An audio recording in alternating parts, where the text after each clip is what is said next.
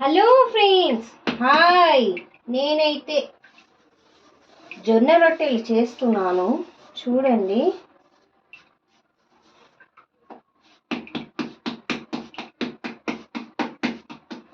Single హ్యాండ్తో చేస్తున్నాను. ఇవాళ సండే కదా, మా ఇంట్లో మా డాడీకి జొన్న రొట్టెలు అంటే చాలా ఇష్టము. మా నాన్న కోసం అయితే చేస్తాను, ఎందుకంటే మా మమ్మీ చేస్తుంది కానీ మందంగా చేస్తుంది, అందుకని.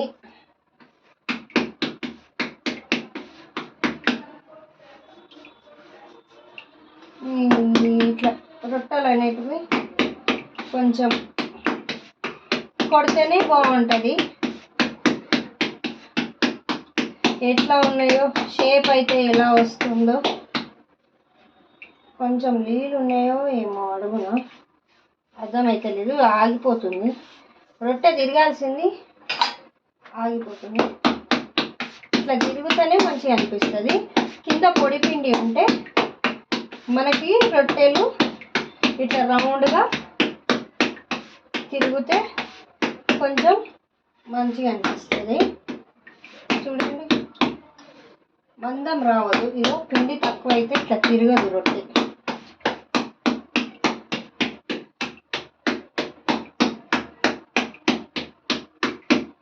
రొట్టె అయితే అయిపోయింది. మెల్లగా తీసుకోవాలి. తీసుకొని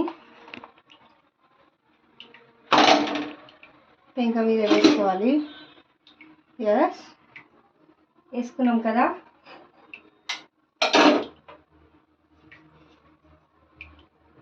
పెంక మీద వేసుకున్నాం కదా. కొంచెమేమో వాటర్ కొంచెము లైట్గా మీదికి వెళ్ళి చల్లుకోవాలి. రొట్టెలు కదా, రొట్టెలు చేస్తున్నాం కాబట్టి మంచిగా మీదికి వెళ్ళి ఇట్లా కొంచెం చల్లుకోవాలి. ఇట్లా చల్లుకున్న తర్వాతకి ఇక చూడండి, మొత్తానికైతే జొన్న రొట్టె అయితే అలా అయ్యింది.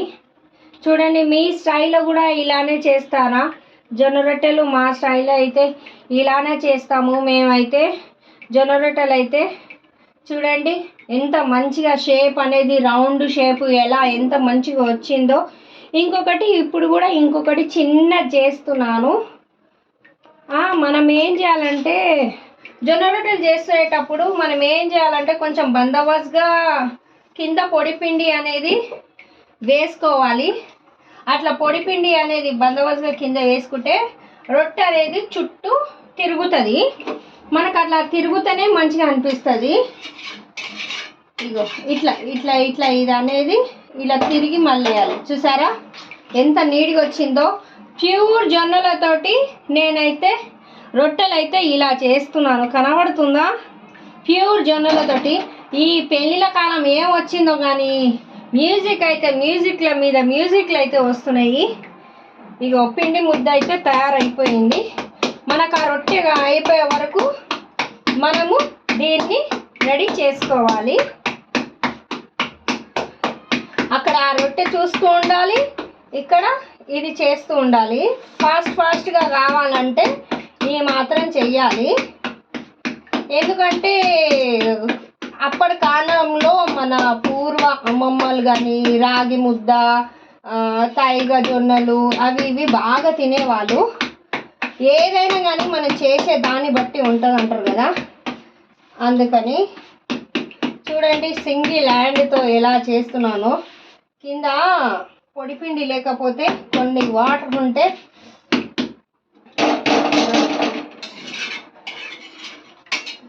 మొత్తానికైతే రొట్టె అయితే అవుతుంది. మా ఇంట్లో అయితే చాలా మంచిగా అవుతుంది రొట్టె.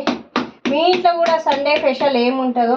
మా ఇంట్లో అయితే చిక్కుడుకాయ కర్రీ చేస్తాను. ఇప్పుడు చిక్కుడుకాయ కర్రీ చేస్తాము, ఎందుకంటే మేము నాన్ వెజ్ తినొద్దని అనుకున్నాము. చీకపోతుంది. మా ఇంటి పక్కన ఉన్న వాళ్ళు ఏవేములు బాగా పెడుతున్నారు. ఏం చేయాలో, ఆ వాయిస్ వినబడుతుందో ఏందో ఎక్కడ ఏం అర్థమవుతలేదు. మొత్తానికైతే రొట్టె అయితే ఫినిష్ అయిపోయింది. మొత్తానికైతే చిన్న ముద్దతోటైతే రొట్టె అయితే చేసే కాడికైతే చేశాను. కానీ ఎలా వచ్చిందో మీరు ఇన్బాక్స్లో మెసేజ్ పెడితే దాన్ని బట్టి నాకు తెలుస్తుంది.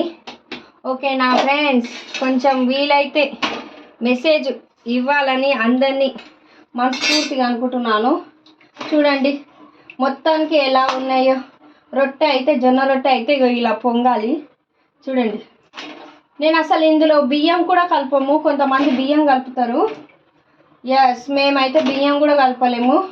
మొత్తానికైతే రొట్టె అయితే ఫినిష్ అయిపోయింది. ఇట్లా వేడి వేడి రొట్టె మీద ఆహా రొట్టె చేస్తుంటే ఏం సూపర్ అనిపిస్తుంది. నాకే అనిపిస్తుంది ఒక్కొక్కసారి, ఇంత మంచిగా చేసావా సిరి నువ్వు, ఇంత మంచిగా అని. మా ఆయన ఎక్కడున్నాడో కానీ ఫుల్ అదృష్టము నిజంగా. ఎందుకంటే ఇంత మంచి వంటలు చేసే అమ్మాయి దొరికిందంటే ఆయన అదృష్టం రాసి పెట్టుండాలి. మా వారు ఎక్కడున్నారో కానీ వా సిరి వంటలు దీన్ని ఆస్వాదిస్తున్నా అని ఎన్ని మాటలు చెప్తాడో. నీలాంటి భార్య దొరకడం నా అదృష్టం అని చెప్తాడేమో అని నేను ఎక్స్పెక్ట్గా అనుకుంటున్నాను. ఓకే ఫ్రెండ్స్, మొత్తానికైతే జొన్న ఇంకా ఎన్ని ఉన్నాయి కానీ చేసే వరకు చాలా టైం అవుతుంది. అందుకని రెండే చేసి చూపిస్తున్నాను.